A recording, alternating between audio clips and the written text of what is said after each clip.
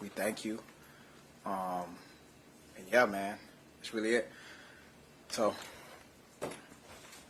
Tyreek, I asked Mike McDaniel at the owners' meetings whether he had talked to you about some of your off-field incidents. He said, yes, Tyreek has been very transparent. We've had clear communication. right. And I asked him today about that, and he said Tyreek has grown in a lot of ways since he's been here. In what ways do you think that you've grown since you've been here? I tell you what, man, talking to my mom and my wife last night, I told her, man, what I went through the other day is happened at the right time in my life, because the way I've matured, the way I've been handling myself, you know, with my kids, stepping up as a father, just all of that, man. So the older I've been getting, man, the more I've been realizing, like, how important it is for me to just, you know, be a pro's pro. You know, obviously, when you first come into the league, like, you just want to have fun, do whatever you want to do, man. But, like, I've done all that. Like, I now, like, see how important it is to, like, be a father, be a husband, you know, be a son, and just be that family man that my grandparents raised me to be, man. So that's the maturity he's talking about. So when my teammates see me now, like, I'm with my wife, I'm with my kids, I'm enjoying life, man. I'm slowing my life down. Like, I'm not doing the crazy things that I used to do, you know, when I first came into the league. Like, I'm handling myself, you know, with a lot of dignity now, so, and a lot of respect, so, and I'm representing my last name well, so. And a follow-up to that, do you think you did anything wrong in this situation? Do you think that your attitude could have been different to the police? Do you think you could have kept your window down? Right. Have you thought about that? Yeah, I have, man. Everything, like, my whole life is all about accountability. Like, how can I get better, you know? So right now, I have family members who are cops. We've had conversations.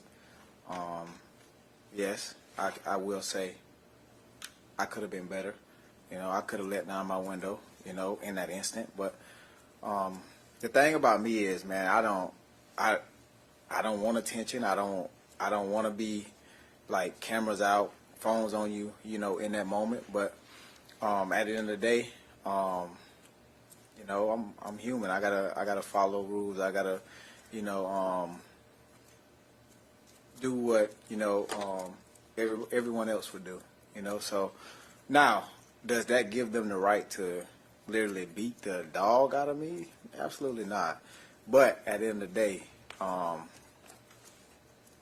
I wish I could go back and, you know, do things a bit differently.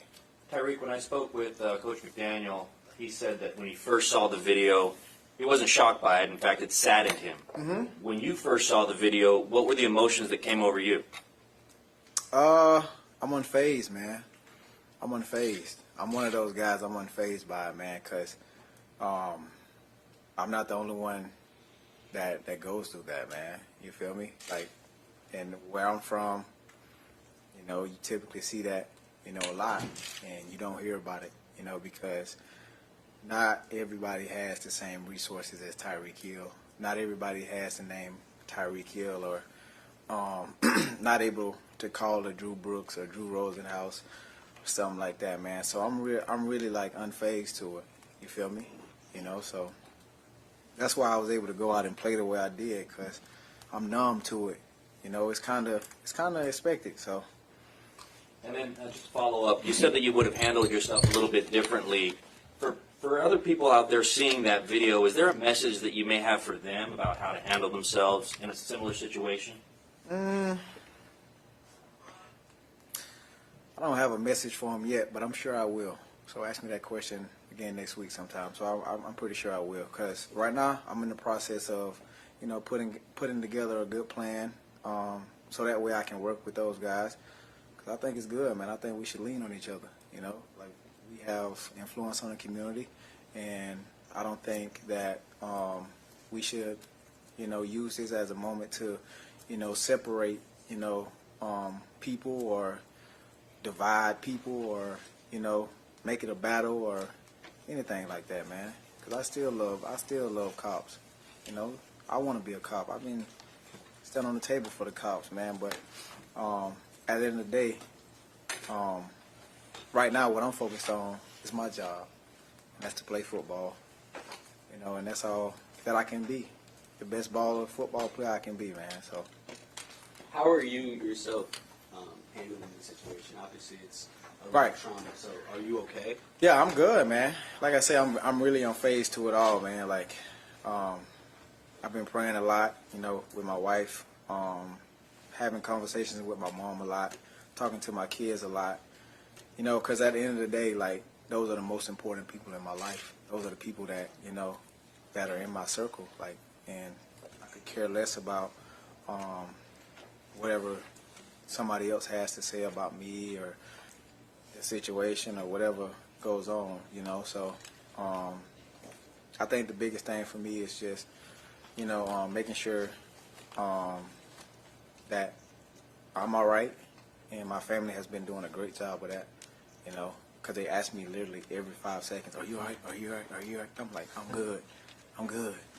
Like, I went to the grocery store last night. My wife called me literally like 10 times. Like, it's crazy. So, I'm good. Tyreek, you're obviously used to living your life in a spotlight, though, but Right. having a vulnerable moment like that when we saw the body cam footage come out, Mm-hmm. you say you're good, but what was that experience like to have, again, that vulnerable of a moment broadcast to the world? I was actually watching Beetlejuice at the time. I was in the movie theater when it released. Drew Brooks called me. He was like, hey, you know they released the body cam. I'm like, what? I'm watching Beetlejuice. I got to leave? He's like, yeah, go outside real quick. So went outside, you know, watched it. And, you know, for me, I feel like I handled myself well in that situation. But obviously, like I said, I can be better. But it's shell shocking, man. It's really crazy to know that, you know, you have officers in this world that would literally do that with body cams on. You know, it's sad. It's really sad.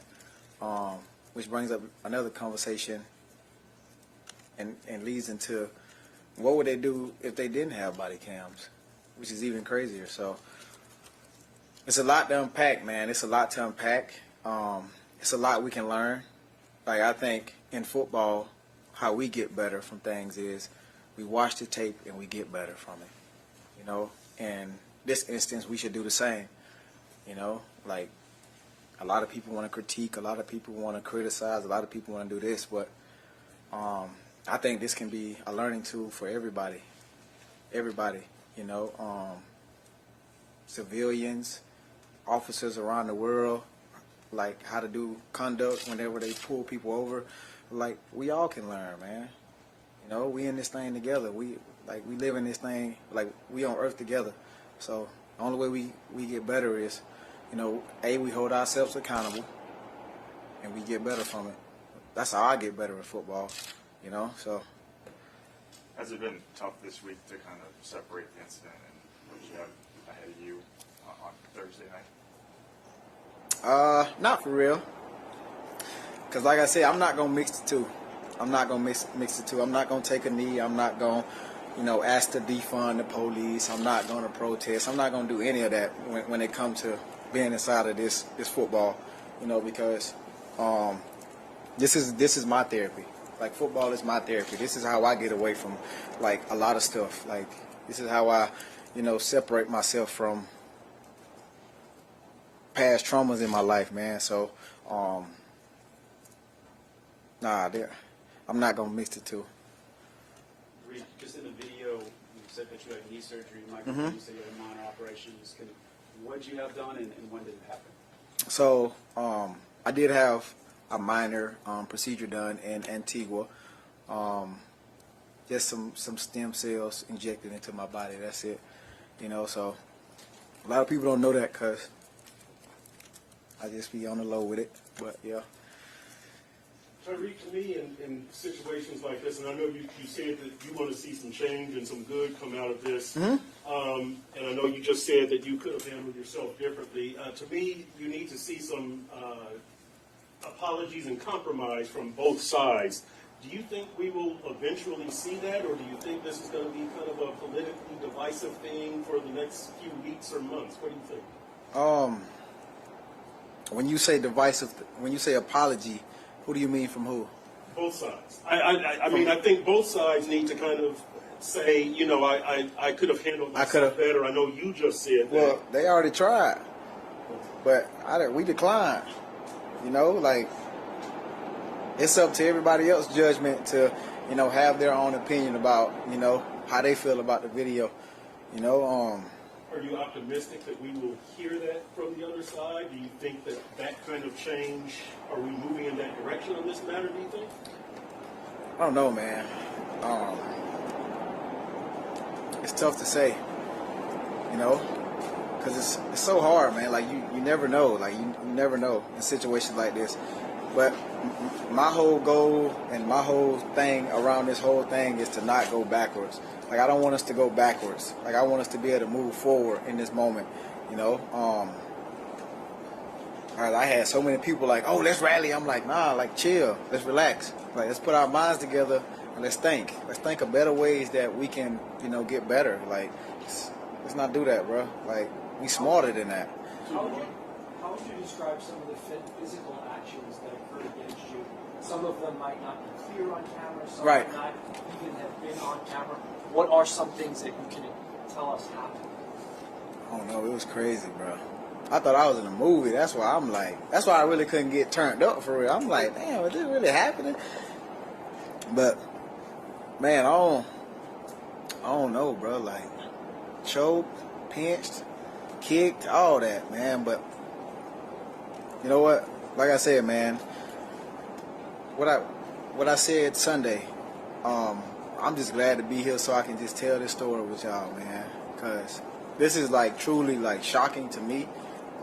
It's embarrassing because I got kids, and when I FaceTime my kids, they like, Dad, are you all right? Are you all right? And I'm like, Dad, all right, man. Like, but it's good though. Like, my kids get to see me in a different light. You know what I'm saying? Like, I get to, like, you know, come up with my own ideas and own plan to help, you know, change the narrative of who we are.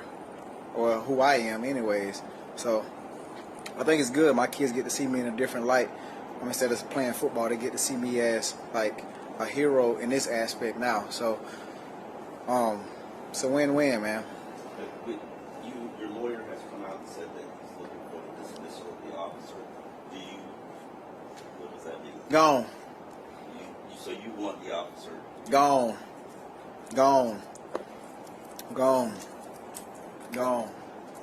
He got to go, man.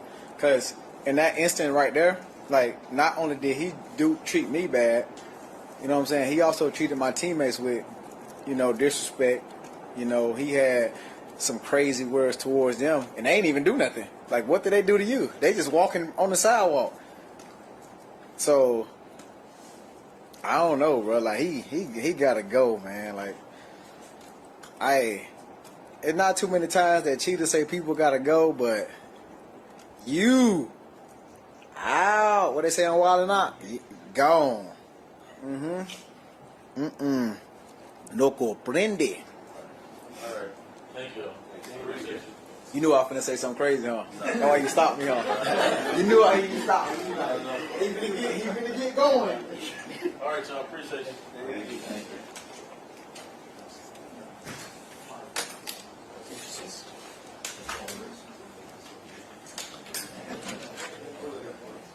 It was almost